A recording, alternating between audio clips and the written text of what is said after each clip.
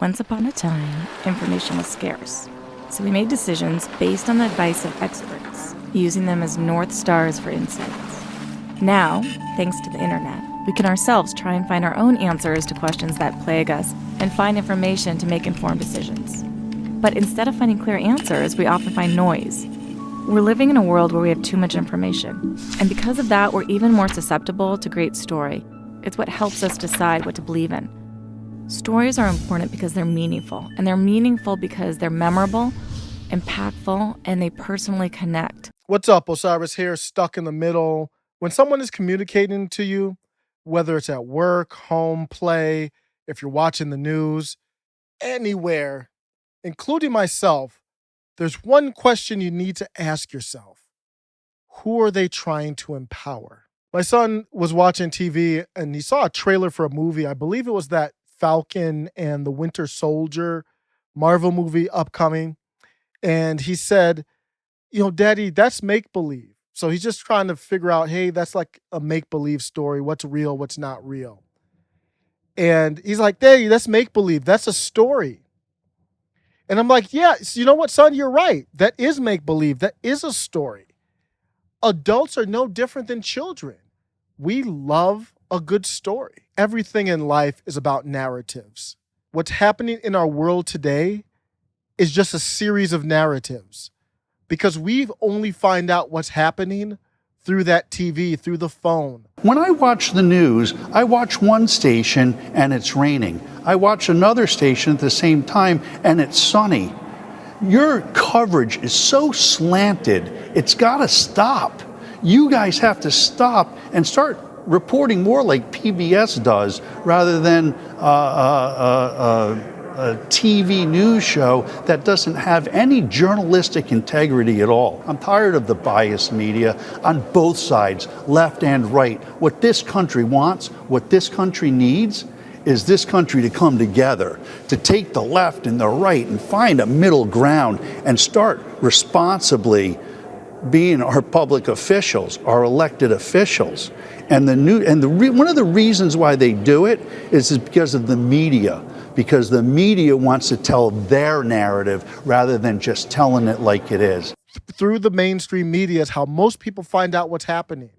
And the mainstream media is not so much into reporting news anymore. They're more into framing it and telling a story. Because that's how powerful storytelling is. How to best raise money for Save the Children, a charity focused on the well-being of children worldwide. They created 2 versions of a marketing pamphlet. The first version featured statistics about the magnitude of problems facing children in Africa. The second version also featured those statistics, but in addition provided information about Rokia, a 7-year-old girl from Mali, who faced the threat of severe hunger. The subjects were given $5 as compensation for the study, and before leaving, the researchers asked if they wanted to donate any money to the cause. The individuals in the story condition gave nearly twice as much money as those in the statistics condition. We used to think it was our rational brain that makes decisions. Now we know it's emotion driving decisions, and we rationalize the decision afterwards. And that's why the Great Purge is so powerful for elitists on the right and the left. Because there's people who are saying, well, don't listen to that story. I have a story to tell. And you silence those stories that you don't want out there. The framing you don't want out there, and you call it dangerous. We have to protect you from that other story someone else is telling. Here's a textbook example of why you can't just trust storytelling. And it shows the power of storytelling. Elon Musk was recently on with Joe Rogan. And it doesn't appear you get much in the way of reliability either. Oh, I don't believe this. The motor's overheating and I've got reduced power. While it cooled down, we went to get the silver car out again. Only to find that while it was being charged, its brakes had broken. We talked about this before, but it's worth bringing up again. I've always been a fan of Top Gear, but I got disgusted when I found out what they did with your car, where they tried to pretend that the car broke down just to make an entertaining program where they had a laugh at the folly of this thing dying on them, but it didn't really die on them. And the Top Gear is like, hey, Top Gear wants to test your car. We're like, cool. And we gave them we only had a few cars, and we gave him one of our cars. And when we handed over the car, they had so one of our engineers like goes, delivers the car, and then he sees a script on the table. It's like, how do you write the script? We only just gave you the car. And in the script, the car breaks down. Yeah. It's messed up.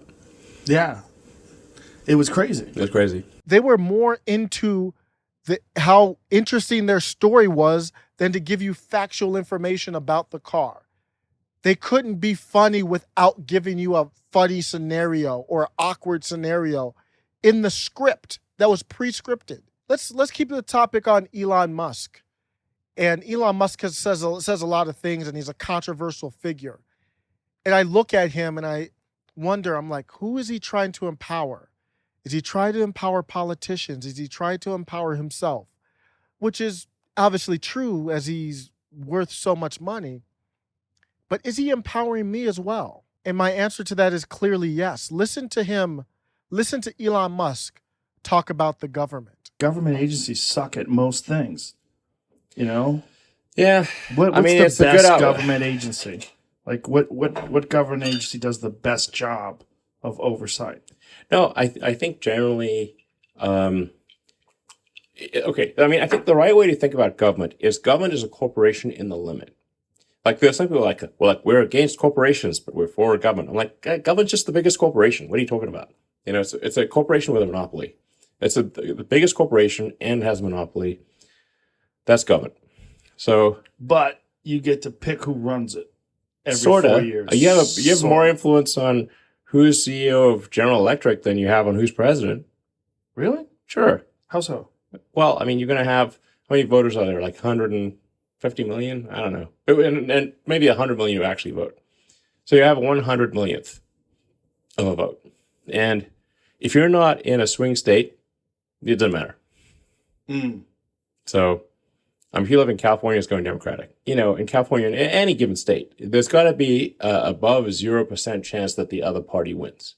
Right. If it's 0% chance that the other party wins, they get cocky. The forcing function for being are they going to be responsive to the people? Right. They're only going to be responsive to the people if the other party has a shot at winning. Right. They're going to be responsive to the special interest groups that help them. Yeah, exactly. And that's where California 100%. is. Yeah. The perspective that Elon Musk is providing there is not your cliche Bloomberg or Bill Gates type of answer to that question. That is an anti-establishment question, and that is a populist message that he's giving right there. It's an empowering message, eye-opening, independent thinking. Before the Georgia runoff, John Legend, Tom Arnold both got into it on Twitter somewhat. They went back and forth with Mark Cuban. And Mark Cuban's in the news now because of him wanting to stop the national anthem. And people are framing him as this unpatriotic socialist guy because the NBA is in business with China. There might be some truth to that, but that's not the whole story about Mark Cuban. I know that. He's a self-made entrepreneur who constantly gives messages online, in person, and his speeches to empower people. Let me give you an example. That incident I was telling you about, John Legend and Tom Arnold. I uploaded a video to YouTube at the time discussing this exact scenario. John Legend, did you really say that flipping the Senate would be far more impactful than a food bank donation? Do you guys have any idea how much money is being already put into this Georgia race? Georgia's 2 Senate runoff elections could spark $1 billion in political spending, analysts say. We are so lost and divided as citizens that an apolitical stance that puts people first, like the one Mark Cuban has here, is a reason for controversy, pointing fingers, and blame. Gangs like the Bloods and Crips don't have devotion like this. It's not, what's the answer? It's not hard. People always come before politicians. If you're looking at these heart-wrenching videos of, in the USA, of people in lines this long to get food leading up to Thanksgiving, and your first thought is, don't donate there, put money on top of that $1 billion pile they got going in Georgia. Could you imagine the visualization of seeing $1 billion spent, the pile of money, and John Legend and Tom Arnold trying to convince me to put my 20 or my 100 on top of that? Man, you must be crazy. Mark Cuban's tweets were apolitical.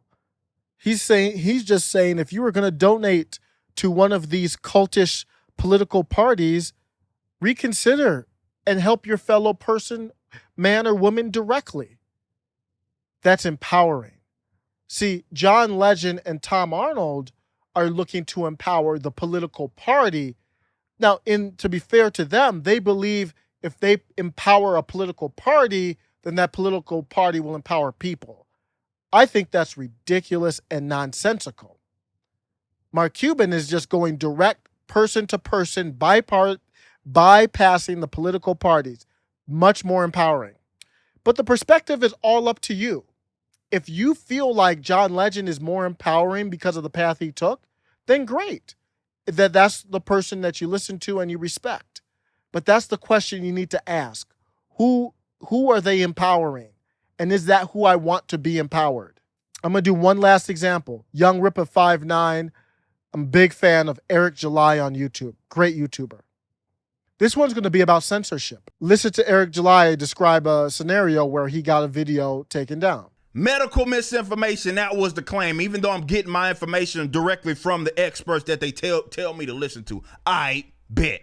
So they get so trigger happy, man. They get trigger happy and they sit here and ban folks trying to pull rugs from under them in terms of the monetization. I have not gotten a strike. This is my first strike. So I'm looking at YouTube, Google. Who are they empowering by taking down a video and not giving enough information for the creator to effectively appeal or make adjustments to? They're empowering themselves, which is perfectly fine. They have the right to. They're a private business. But don't get it twisted. YouTube is sending a message because if they wanted to have a partnership with a creator like Eric July, who has over 340,000 followers, if they wanted to be in a partnership with him, they would say, hey, this is where we need you to change. So we took this video down. Here's the exact problem. I know it's not inaccurate or whatever the message is, but we don't want you to do this. So you can change up and you know where you are, where you stand. They didn't do that because their goal is not to empower the creator, specifically in this case, where the creator's politics don't match up with theirs. So the way I look at this, I don't care if it's a bot. I don't care if it's black person, white, Asian, whatever background, demographic, whatever. I don't care who it is. Republican, not Republican, libertarian, not libertarian, religion, whatever. My number one question is, are they empowering me? Who are they empowering? And if they're empowering me, even if it's somebody I don't agree with 99% of the time, I can take that one slice and agree with that message and say they are empowering me here. This is where I agree. If they aren't empowering me, then my next question is why? Take care.